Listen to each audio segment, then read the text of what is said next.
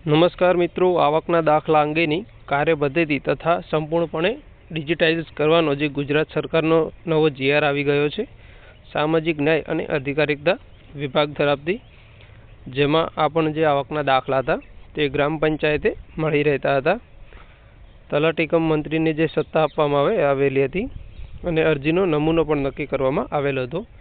તો આ નવા જીઆરથી એકદમ જે આવકનો દાખલો છે એનું આપણે આગળ જોઈશું કે એનું આખું જે ફોર્મેટ છે બદલાઈ ગઈ છે. આવકની જે દાખલાની અરજી કરવાની હતી એ પણ આખી પદ્ધતિ બદલાઈ ગઈ છે. તો હવે જે આવકનો દાખલો છે એ જે શહેરી કક્ષા માટે મામલતદાર સાહેબ અને તાલુકા વિકાસ અધિકારી છે એમને ગ્રામ્ય વિસ્તાર માટે છે.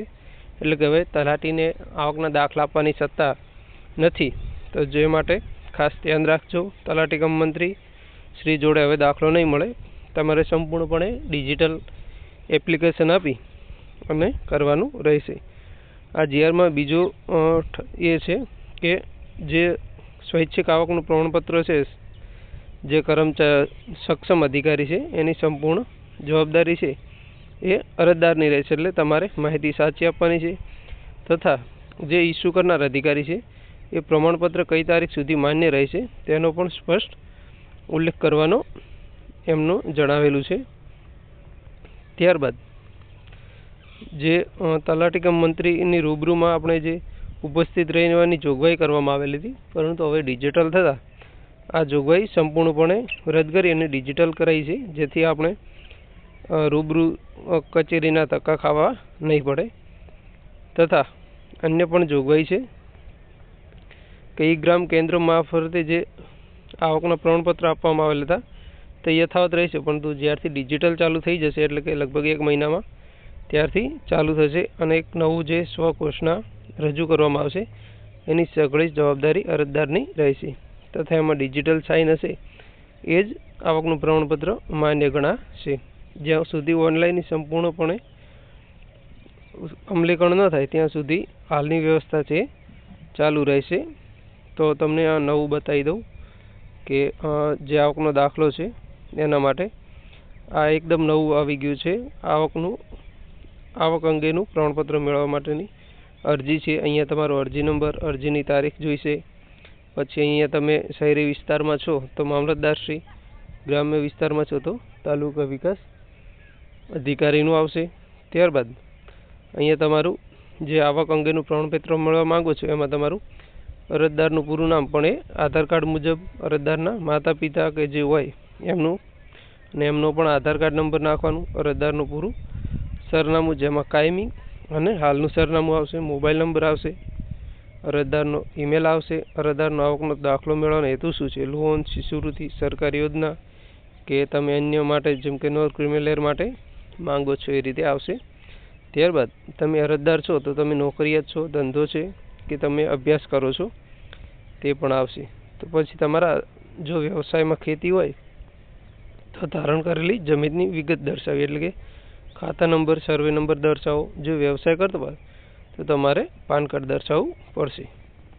ત્યારબાદ આ બીજું જે બોક્સ છે 8મા નંબરનો મુદ્દો છે એમાં અરજદાર અને તમામની આવક દર્શાવવાની છે, જેમાં આવક પણ આપણે વિગતવાર આપેલી છે કે કુટુંબના સભ્યોની કેટલી સંખ્યા છે અને એમાં કમાનાર કેટલા છે. ત્યારબાદ નીચે આવક આપી છે કે કુટુંબની કેટલી, ત્યારબાદ અરજદારની પોતાની કેટલી, પોતાના માતા પિતાની કેટલી અને અન્યની કેટલી. આ સરવાળો થઈ અને કુલ આવક બનશે. ત્યારબાદ તમારો જે વીજળી બિલનો જે ગ્રાહક નંબર છે એ પણ આપવાનો રહેશે. છેલ્લું તમે કેટલું બિલ ભર્યું છે તમારો એમાં જે ગ્રાહકનું નામ અને સરનામું પણ આપવાનું રહેશે. હવે આના અંદર તમારે આવકનો દાખલો કાઢવા માટે પુરાવા શું જોઈશે, તો હાલના સરનામા અંગે પુરાવાની નકલ જોઈશે. કુટુંબના કમાનાર દરેક સભ્યે વાર્ષિકના કુલ આવક અંગેના પુરાવા જોઈશે. જેમ કે નોકરી કરતા હોય તો પગાર સ્લીપ અથવા ફોર્મ નંબર 16, ઇન્કમ ટેક્સ ભર્યાની નકલ, ધંધો કરતા હોય તો તમારું MSMની સર્ટી, GST નંબર જોઈશે અને ગત વર્ષના જે સરવૈયાની નકલ છે એ ઇન્કમ ટેક્સ ભર્યા અંગેની નકલ જોઈશે. આટલું બિડાણ જોડ્યા બાદ એક સ્વઘોષણા જે પ્રમાણપત્ર છે એ પણ નવું આવી ગયું છે અહીંયા, જે તમે જોઈ શકો છો. આ સ્વઘોષણા પત્ર તમારે ભરવાનું છે, જેમાં તમારો અહીંયા ફોટો પણ લગાવવાનો છે. ત્યારબાદ જે આવકનું પ્રમાણપત્ર છે એ આ મુજબ હશે. અહીંયા તમે અરજદાર છો તો તમારો ફોટો હશે જે આધાર કાર્ડ મુજબ હશે, આધાર કાર્ડમાં છે એવું. પછી અહીંયા અરજી ક્રમાંક એ તો તાલુકાવાળા તમને લખીને આપશે. ત્યારબાદ અહીંયા તમારે વિગતો ભરવાની છે. જેમ આવકના પ્રમાણપત્રમાં પણ તમારે પોતાની આવક હશે, માતા પિતાની હશે અને કુટુંબના અન્ય સભ્યોની આવક મળશે. અહીંયા નીચે હશે, જો ગ્રામ્ય વિસ્તારમાંથી તમે હશો તો અધિકારી નામ ટીડીઓનું હશે અને શહેરી વિસ્તારમાં હશો તો મામલતદારશ્રીનું હશે, એમનો હોદ્દો હશે, કચેરી નામ હશે. પછી 3 વર્ષ માટે વેલિડ છે, પરંતુ 3 વર્ષની ક્યારે પૂરા થાય એ પણ તારીખ અહીંયા દર્શાવવાની રહેશે. ડિજિટલ છે એટલે અહીંયા QR કોડ આવશે જેમાં તમને સંપૂર્ણ માહિતી મળી જશે. ત્યારબાદ અહીંયા કચેરીનો સિક્કો લાગશે અને અહીંયા ટીડીઓ કે મામલતદારની ડિજિટલ સાઇન આવી જશે.